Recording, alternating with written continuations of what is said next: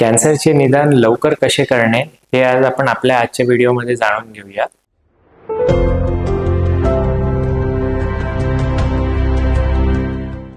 नमस्कार, मी डॉक्टर चिराग बिरोड। मी एक robotic cancer surgeon आहे। मी ज्युपिटर हॉस्पिटल पुणेमध्ये प्रॅक्टिस करत आहे। सगळ्यात पहिले कॅन्सर म्हणजे काय हे समजून घेऊया। तर कॅन्सर म्हणजे जे आपल्या शरीरातल्या पेशी आहेत त्या जेव्हा अनियंत्रितपणे वाढत जातात आणि ज्याच्यावर आपल्या शरीराचा कंट्रोल नसतो तेव्हा हे सेल्स कॅन्सर सेलमध्ये कन्वर्ट होऊन जातात। सो हे कॅन्सरचे जे सिम्पटम्स आहेत ते आपल्याला सगळ्यात पहिले माहिती करणे गरजेचे आहे। तर त्याच्यामध्ये सगळ्यात पहिलं येतं की आपले बॉवेल हॅबिट्स म्हणजेच आतड्याचे संडासचे जे रुटीन आहे त्याच्यामध्ये काही चेंज होणे किंवा रक्त जाणे किंवा आपल्या लघवीतनं रक्त जाणे हे एक कॅन्सर असण्याचे सिम्पटम असू शकतात। किंवा आपल्याला कुठेही जिभेला किंवा तोंडात अल्सर आहे म्हणजेच छाला आहे जो आपण भरत नाही आणि तो दुखत नाही। युजली कॅन्सरचे जे अल्सर असतात ते पेनलेस असतात सुरुवातीला आणि जसे जसे ते वाढत जातात त्याच्यानंतर त्याच्यामध्ये पेन येतं।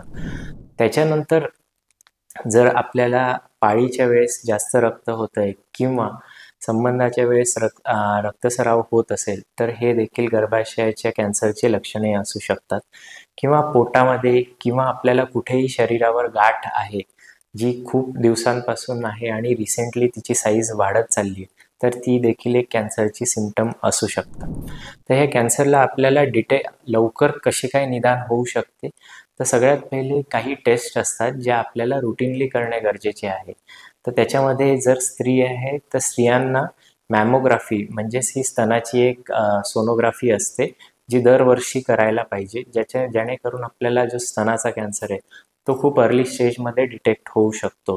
हा अर्ली स्टेजमध्ये डिटेक्ट होणं गरजेचं आहे कारण हा जर लवकर डायग्नोज झाला तर हा कॅन्सर पूर्णपणे बरा होऊ शकतो।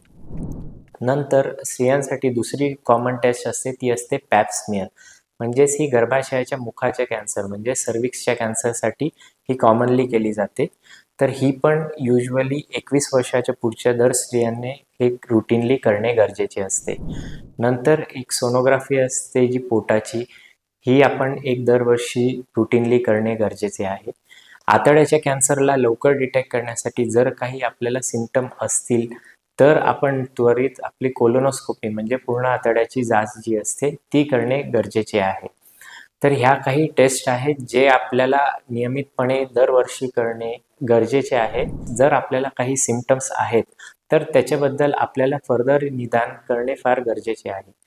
जर आपल्या फॅमिलीमध्ये काहीही कॅन्सर आहे किंवा कॅन्सरची हिस्ट्री आहे तर त्यांनी ही जेनेटिक टेस्टिंग म्हणजेच की हा कॅन्सर अनुवांशिक तर नाही हे करणे आणि जाणून घेणे फार गरजेचे असते। कारण जर हा कॅन्सर अनुवांशिक असेल तर ह्या फ्युचर जनरेशनमध्ये काही आपल्याला प्रिव्हेंटिव्ह सर्जरीज किंवा प्रिव्हेंटिव्ह मेजर्स ज्या असतात त्या आपल्याला घेण्यास हेल्प होते।